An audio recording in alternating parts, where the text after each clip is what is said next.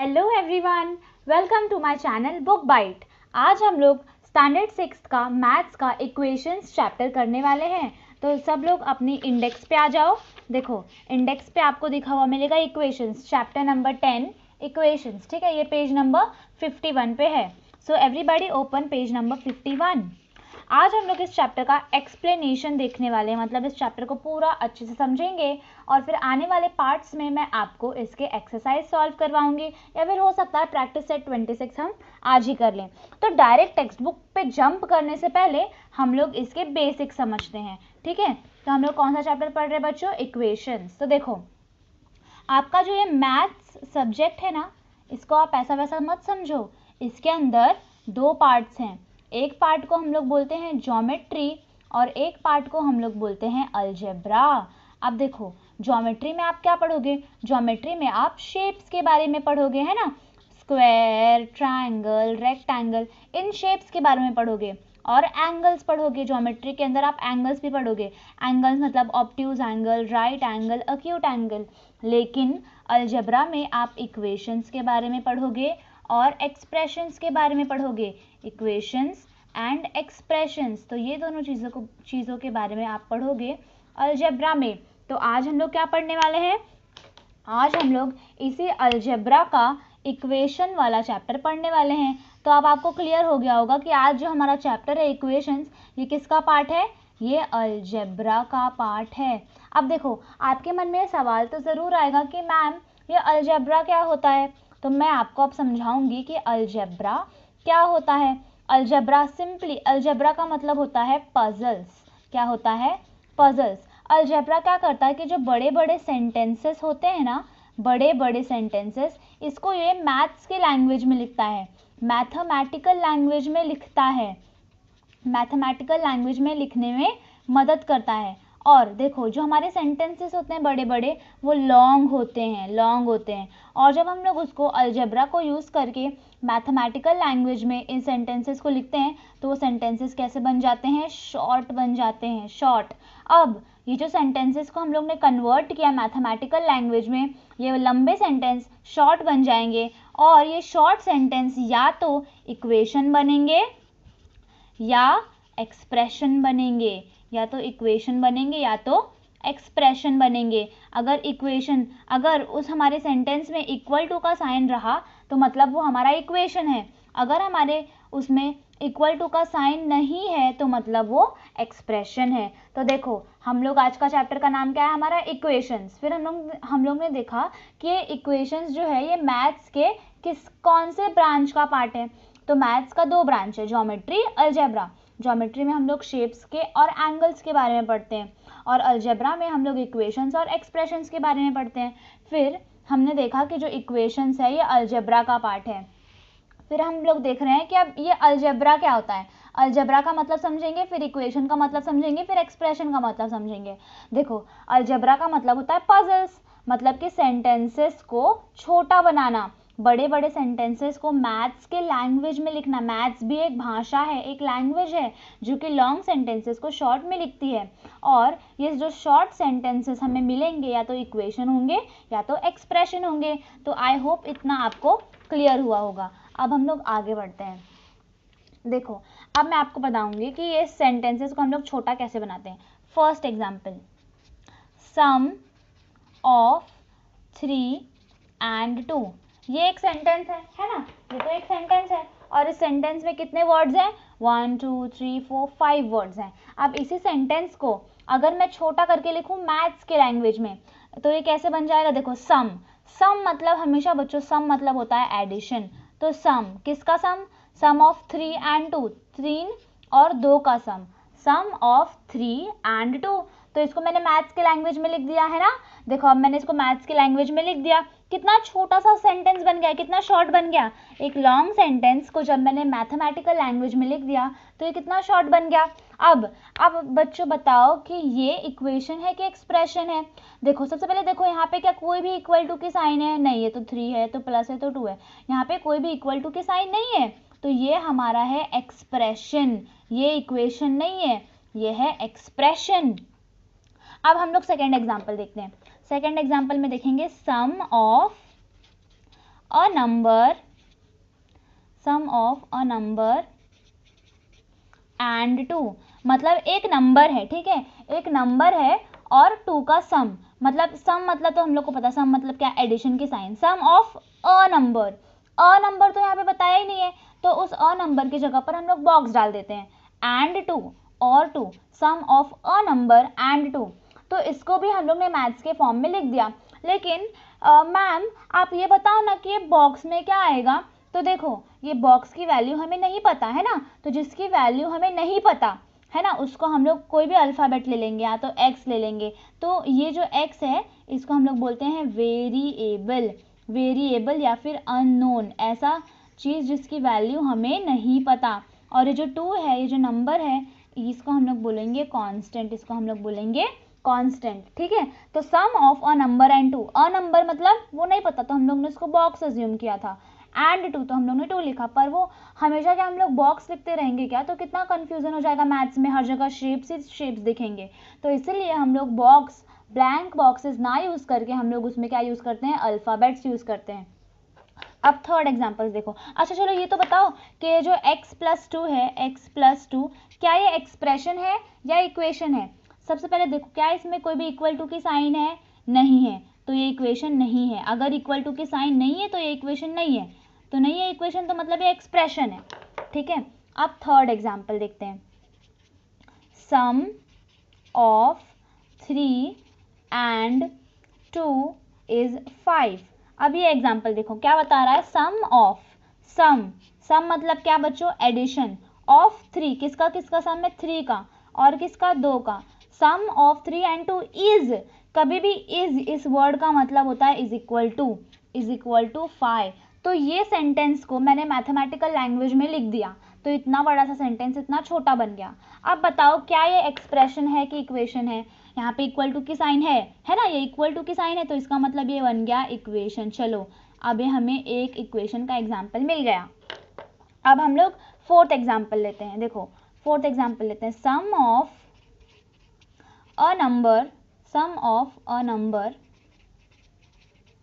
And 2 is 5, मतलब एक number है, ठीक है, उसका सम करेंगे अगर 2 से तो हमें 5 मिलेगा। तो इसको हम लोग कैसे लिखेंगे, देखो सबसे पहले सम है, सम मतलब सबसे पहले ऑपरेशन ढूंढने का, कौन सा ऑपरेशन है, सम का ऑपरेशन है, मतलब कि प्लस, उसके बाद अ नंबर, कभी भी आपको अ नंबर मिले, ठीक है, कभी भी आपको अ नंबर मिले या फिर अनदर नंबर मिले, ऐसे सेंटेंसेस मिलेंगे ना, अनदर नंबर या फिर सर्टेन नंबर मिले, ठीक है, अगर आपको ऐसे वर्ड्स मिलते हैं ना कभी भी, तो इस सब का मतलब होता है x। इन सब को आप क्या लिखोगे, x लिखोगे, x लिखो या फिर y लिखो या फिर p लिखो, जो भी मर्जी आपकी, आपको जो भी अल्फ़ाबेट अच्छा लगता है वो आप लिखो, ठीक है। तो मुझे x अच्छा लगता है और यूजुअली हम लोग ज़्यादातर x ही लिखते हैं, तो हम लोग x ही लिखेंगे।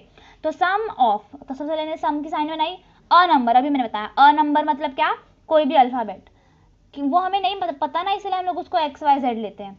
एंड 2 मतलब sum of a number and 2 is, मैंने बताया था ना कभी भी इज वर्ड आएगा, तो इज का मतलब होता है इज इक्वल टू, इज का मतलब क्या होता है, इज इक्वल टू, ठीक है। Sum of a number and 2 is 5। अब बताओ क्या ये एक्सप्रेशन है या इक्वेशन है। अब यहाँ पे इक्वल टू की साइन है ना, तो ये हो गया इक्वेशन, ये एक्सप्रेशन नहीं है, ये क्या बन गया, इक्वेशन, ठीक है। I hope you guys understood till now इस एक्सप्रेशन क्या होता है और इक्वेशन क्या होता है, ठीक है। अब हम लोग अपने टेक्स्ट बुक में आ सकते हैं। देखो टेक्स्ट बुक का पेज नंबर क्या है, पेज नंबर है 51, lesson number 10 equations. Let's discuss. Teacher क्या बोल रहे हैं, find 2 numbers and a mathematical operation to get the answer 15। Teacher क्या बोल रहे हैं कि देखो, टीचर अपने बच्चे से बोल रहे हैं कि ये जो 15 नंबर है, 15 नंबर, आप 2 नंबर्स यूज करो और एक ऑपरेशन यूज करो, आप 2 नंबर्स यूज करो और कोई भी एक ऑपरेशन यूज करो और आंसर 15 आना चाहिए। तो देखो हम लोग क्या क्या कर सकते हैं, सबसे पहले तो हम लोग यहाँ पे 5 लिखेंगे, 5 और 3 ये 2 नंबर्स यूज करेंगे और ऑपरेशन यूज करेंगे मल्टीप्लाई का, है ना, 5 × 3 इज इक्वल टू 15, एक तरीका ऐसे आ गया। और क्या है, टीचर ने क्या बोला है कि हमें 2 नंबर्स यूज करने हैं, एक ऑपरेशन यूज करना है और आंसर 15 आना चाहिए। तो देखो एक और तरीका है, 17 - 2 करेंगे तो भी 15 आएगा, है ना। और कैसे कैसे आएगा बताओ, देखो 45 डिवाइडेड बाय 3 करेंगे तो भी हमें आंसर 15 आएगा। तो ये सारे के सारे तरीके हैं, ये सब से हमें क्या मिल रहा है 15। एक और है 5 + 10, ये करके भी हमें 15 आएगा। देखो मल्टीप्लाई भी कर लिया, माइनस भी कर लिया, डिवाइड भी कर लिया, प्लस भी कर लिया। तो ये सारों को यूज़ करके मैंने सिर्फ एक ही आंसर निकाला है। क्या आंसर निकाला है मैंने 15। अब आगे बढ़ते हैं। और फिर जैसे आपने अभी मुझे आंसर दिया वैसे ही टीचर ने शर्वरी ने टीचर को क्या आंसर दिया, 5 × 3 gives 15 and 45 divided by 3 also gives 15। अब शुभांकर क्या बोल रहा है, teacher 17 - 2 gives 15 and 5 added to 10 also gives 15। Teacher very good, we see that operations 5 × 3 and 17 × 2 both give the same result। Teacher क्या बोल रही है कि अभी अभी हमने देखा कि 5 × 3 करने से भी 15 आ रहा है और 17 - 2 करने से भी 15 ही आ रहा है, दोनों भी हमें सेम रिजल्ट देते हैं। We write this as 5 × 3 = 17 - 2। देखो अब टीचर यहाँ पे क्या बोल रहे हैं कि 5 × 3 करने से भी हमें 15 आ रहा है ना, और 17 - 2 करने से भी हमें 15 आ रहा है। अब आप सिर्फ ये दोनों को देखो, ये बॉक्स देखो, ये बॉक्स में आपको क्या दिख रहा है कि 5 × 3 करने से भी 15 आ रहा है और 17 - 2 करने से भी 15 आ रहा है। मतलब ये दोनों भी इक्वेशंस, ये दोनों इक्वेशन है ना। ये इक्वेशन नंबर मैं इसको 1 बोल देती हूँ और मैं इसको इक्वेशन नंबर 2 बोल देती हूँ। मैंने इक्वेशन क्यों बोला दोनों को, क्योंकि देखो दोनों में भी इक्वल टू साइन है। अब इक्वेशन नंबर 1 में ये जो साइड है इक्वल टू का, ये वाला साइड जो है इधर भी 15 है और इधर भी 15 है। तो अगर दो इक्वेशन का कोई भी एक साइड इक्वल होता है तो उसका दूसरा साइड भी इक्वल होगा। अगर ये इसके इक्वल है तो ये भी इसके इक्वल होगा। तो हम लोग इसको ऐसे लिख सकते हैं 5 × 3 = 17 - 2। समझ में आया कैसे? ये साइड इक्वल है ना तो इसका ये भी साइड इक्वल होगा, बस सिंपल। अब ये वाले बॉक्स को देखो, ये वाले बॉक्स को देखो, यहाँ पर भी यहाँ 15 है, यहाँ 15 है, मतलब ये वाला साइड इक्वल है। तो अगर ये वाला साइड इक्वल है तो ये वाला साइड भी इक्वल होगा। तो हम लोग इसको ऐसे लिख सकते हैं 45 डिवाइडेड बाय 3 = 5 + 10। समझ में आया? ऐसे आप किसी के भी 2 पेयर्स ले सकते हो, किसी के 2 पेयर्स ले सकते हो। सपोज मैंने ये और ये ले लिया, अब यहाँ इधर भी 15 है, इधर भी 15 है, तो इसका ये साइड और ये साइड इक्वल होगा। तो मैं यहाँ पे ऐसे भी लिख सकती हूँ 17 - 2 = 5 + 10। समझ में आया? अगर एक साइड इक्वल है तो दूसरा साइड भी इक्वल है। टीचर वही सबको समझा रही है। अब आगे देखो, in mathematics the sign of equality, ये जो इक्वल का साइन है इसको हम लोग क्या बोलते हैं, sign of equality, shows that the numbers on both the sides are equal। ये साइन का मतलब क्या है, ये एक तराजू जैसा है, तराजू जैसा है, ठीक है। अगर दोनों तराजू के बीच में अगर इक्वल टू का साइन लग गया, इसका मतलब दोनों भी जो तराजू है, दोनों का वजन जो है वो इक्वल है, ठीक है। They may be result of different operations on the left and right hand side. Such an expression of equality is called an equation। अब टीचर क्या बोल रही हैं कि ये फर्क नहीं पड़ता कि यहाँ पे कौन से नंबर्स है, यहाँ पे कौन से नंबर्स है, यहाँ पे कौन सा ऑपरेशन है, यहाँ पे कौन सा ऑपरेशन है। अगर दोनों को सॉल्व करने के बाद हमारा आंसर सेम आ रहा है तो इधर बीच में इक्वल टू का साइन है और इसे हम लोग बोलेंगे इक्वेशंस। अब देखो ये वाला देखो आप लोग, यहाँ पे इक्वल टू का साइन है, हाँ है।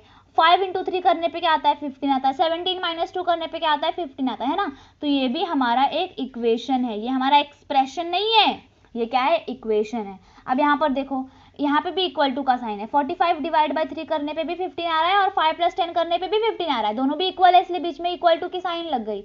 और इक्वल टू की साइन लग गई इसका मतलब ये क्या है, ये इक्वेशन है। अब यहाँ पर देखो 17 - 2 = 5 + 10, 17 - 2 भी 15 होता है, 5 + 10 भी 15 होता है, बीच में इक्वल टू की साइन लग गई, इक्वल टू की साइन लग गई, मतलब ये भी क्या है, इक्वेशन है, ठीक है। अब आगे बढ़ते हैं। Sharvari, can we also write the equation 17 - 2 = 5 × 3। अब शर्वरी क्या पूछ रही है, क्या ऐसे लिख सकते हैं? बिल्कुल लिख सकते हैं। देखो हम लोग ने यहाँ पे लिखा है ना 17 - 2 = 5 × 3। देखो आप ये यहाँ लिखो या ये यहाँ लिखो, फर्क नहीं पड़ता, ठीक है, बस दोनों के बीच में इक्वल टू साइन होना चाहिए। Teacher, yes that equation is right too. If you write a new equation simply by exchanging the two sides of an equation, then the new equation is also correct, that is balanced।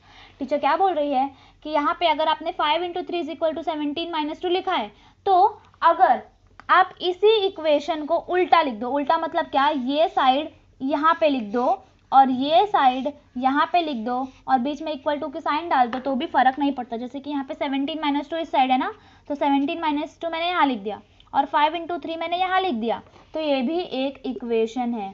ये भी क्या है, एक equation है। हाँ, तो ये भी एक इक्वेशन है। अब हम लोग आगे बढ़ते हैं।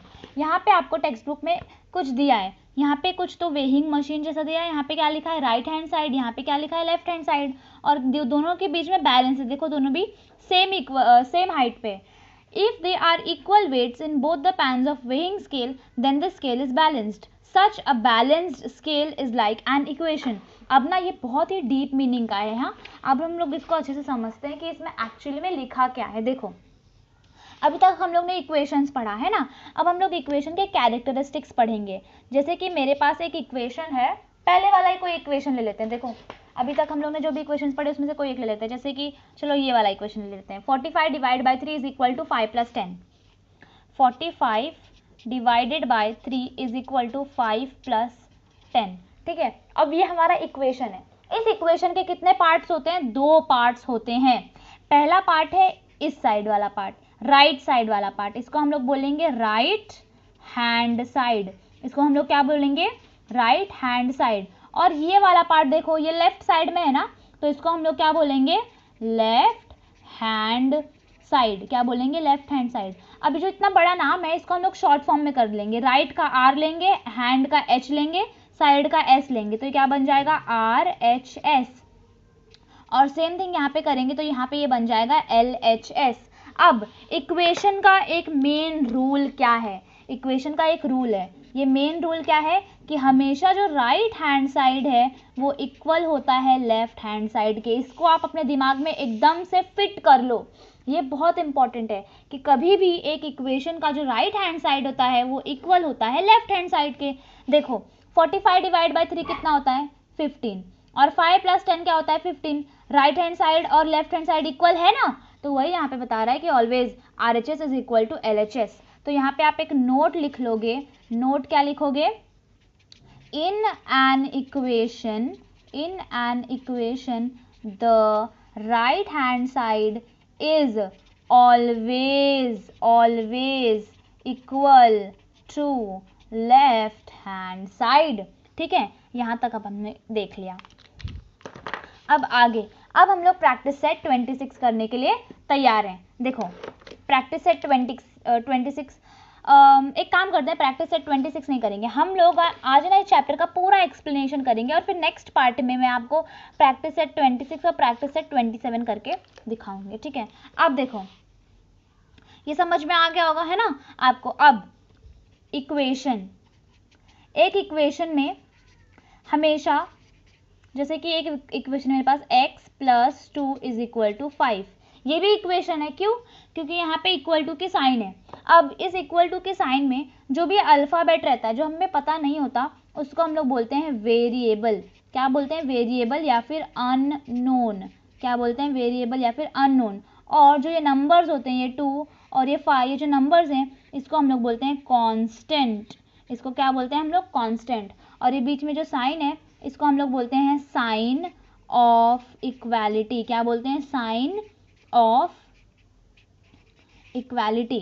अब इक्वेशंस तो हम लोग ने जान लिया, इक्वेशंस होते क्या हैं और इक्वेशन का राइट हैंड साइड और लेफ्ट हैंड साइड हमेशा इक्वल होता है।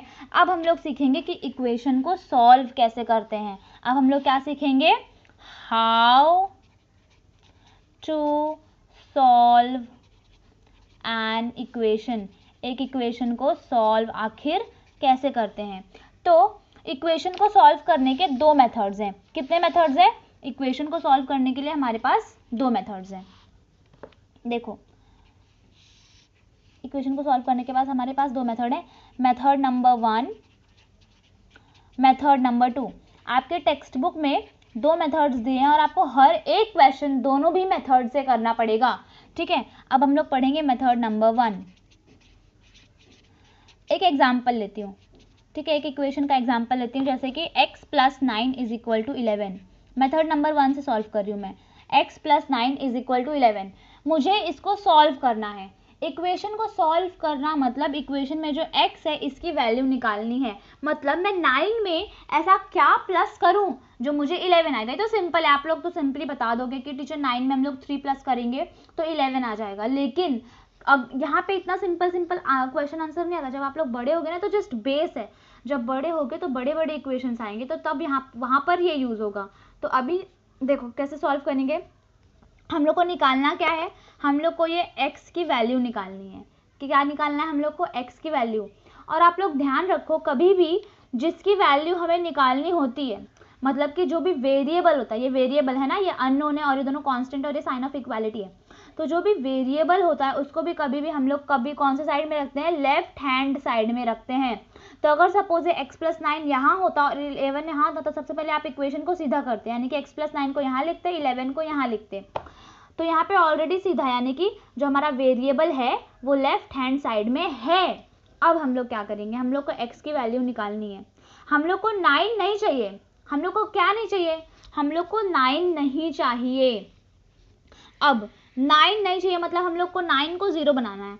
ये +9 है ना, +9 है, +9 को 0 बनाना है। तो +9 को 0 कैसे बनाएंगे, जब इसमें से हम लोग 9 माइनस कर लेंगे तो 0 बन जाएगा। तो +9 - 9 क्या हो जाता है, 0 होता है। ठीक है, तो यहाँ पे इक्वेशन का एक और रूल है कि अगर आप जो भी चीज़ लेफ्ट हैंड साइड में करोगे वही चीज़ आपको राइट हैंड साइड में करनी पड़ेगी। जैसे कि एक इक्वेशन है, ठीक है, उसका बीच का इक्वल टू साइन है, तो जो भी आप लेफ्ट हैंड साइड में करोगे वही आप राइट हैंड साइड में करोगे। अगर आप लेफ्ट हैंड साइड में -9 कर रहे हो तो राइट हैंड साइड में भी आपको -9 ही करना पड़ेगा। ठीक है, तो मेरा फर्स्ट स्टेप क्या होगा, सबसे पहले तो मैं ये एज इट इज़ लिखूंगी। मुझे क्या नहीं चाहिए, मुझे ये +9 नहीं चाहिए, तो +9 को मुझे 0 बनाना है। तो +9 को 0 बनाने के लिए मैं -9 करूँगी, तो x +9 - 9, ठीक है, फिर इक्वल टू के साइन एज इट इज़, और ये 11। और मैंने आपको क्या बोला कि कभी भी इक्वेशन में जो हम लोग लेफ्ट हैंड साइड में करते हैं वही राइट हैंड साइड में करेंगे। तो मैं यहाँ पे भी -9 करूँगी। तो देखो यहाँ पे मैंने ये एज इट इज़ लिखा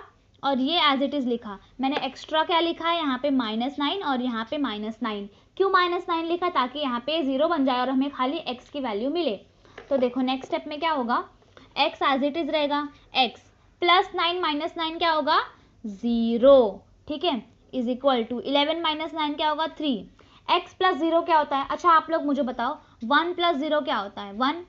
2 + 0 क्या होता है, 2। तो x + 0 क्या होगा, x ही होगा ना। तो x + 0 is x is equal to 3। तो हमें x की वैल्यू मिल गई। और एक बात ध्यान में रखना है, यहाँ पे हम लोग ने दोनों भी साइड क्या लिखा है, -9 - 9 लिखा है ना, सब कुछ एज इट इज़ लिखा है। एक्स्ट्रा क्या लिखा है, -9। तो यहाँ पे हम लोग लिखेंगे सब्रैक्टिंग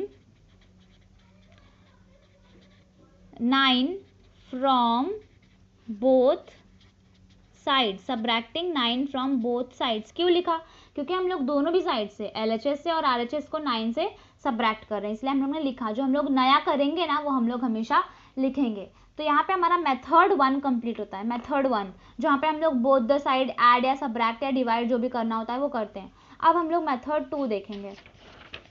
अब हम लोग क्या देखेंगे, मेथड 2।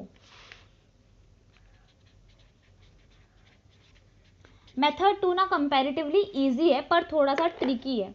तो देखो सेम ही क्वेश्चन लेंगे। हमारा क्वेश्चन क्या है, x + 9 इज इक्वल टू 11 है ना, तो x + 9 इज इक्वल टू 11। अब इस वाले मेथड में क्या करना है, सबसे पहले हमें सोचना है, सोचो हमें क्या ढूंढना है, हमें x ढूंढना है, हमें x की वैल्यू चाहिए। तो उसको हम लोग को लेफ्ट हैंड साइड में रखना पड़ता है। तो यहाँ पे ये ऑलरेडी लेफ्ट हैंड साइड में है। हमें क्या नहीं चाहिए, हमें ये +9 नहीं चाहिए।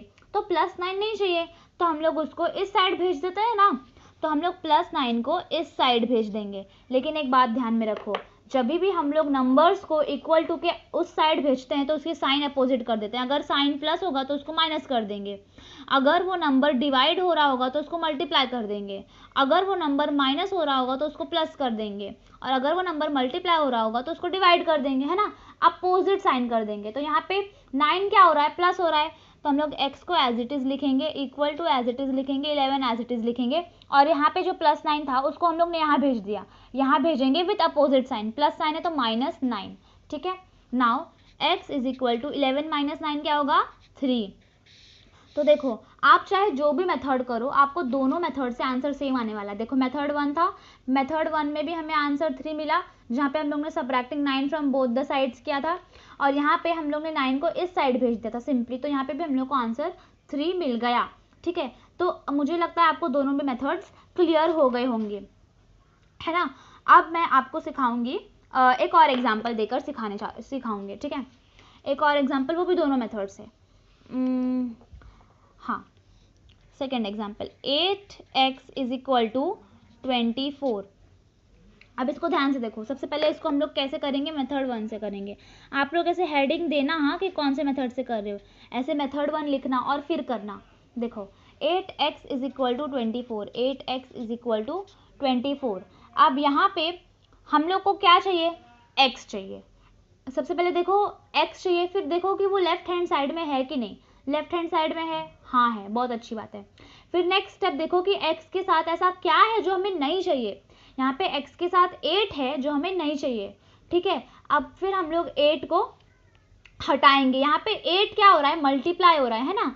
तो अगर हम लोग 8 इसी नंबर को 8 से डिवाइड कर देंगे तो 8 कैंसिल हो जाएगा। देखो ऐसे होता है ना, अगर सेम नंबर ऊपर नीचे होगा, सेम नंबर ऊपर नीचे होगा तो ये कट करके 1 बन जाता है। अभी हमारे पास ऊपर 8x है, अगर हम लोग नीचे 8 लिख देंगे तो ये 8 कट हो जाएगा और खाली हमारे पास x ही बचेगा ना।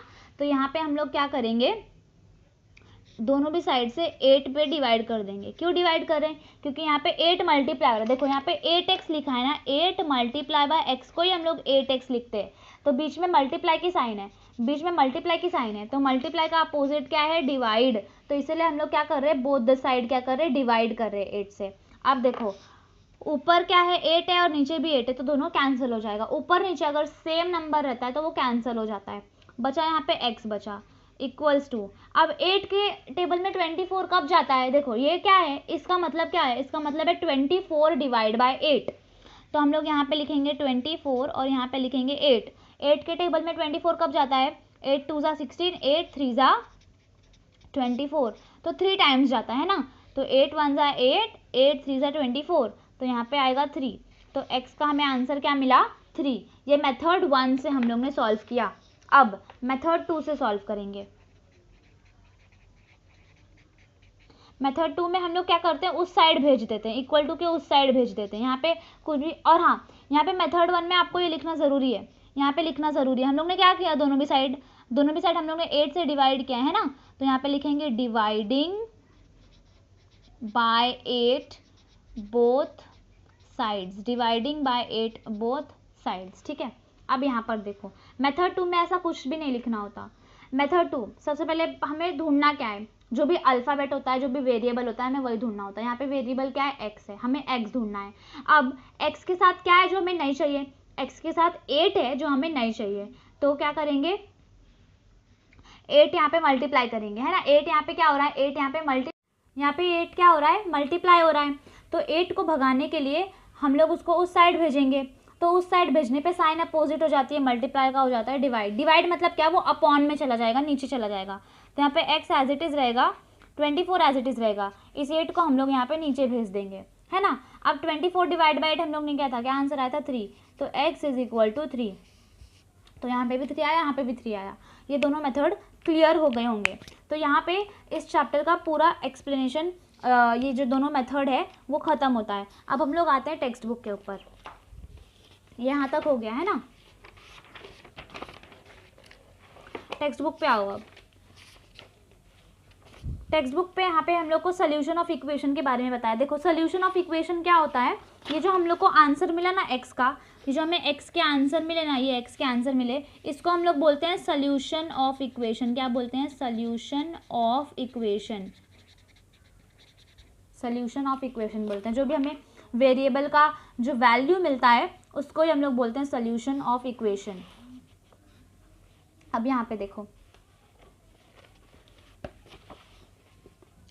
The solution of an equation. यहाँ पे क्या बना है, एक स्कूल, यहाँ पे क्या बना है, एक शॉप, यहाँ पे क्या बना है, एक घर बना है। स्कूल और ये घर तक का डिस्टेंस, स्कूल और होम तक का डिस्टेंस क्या है, 300 मीटर।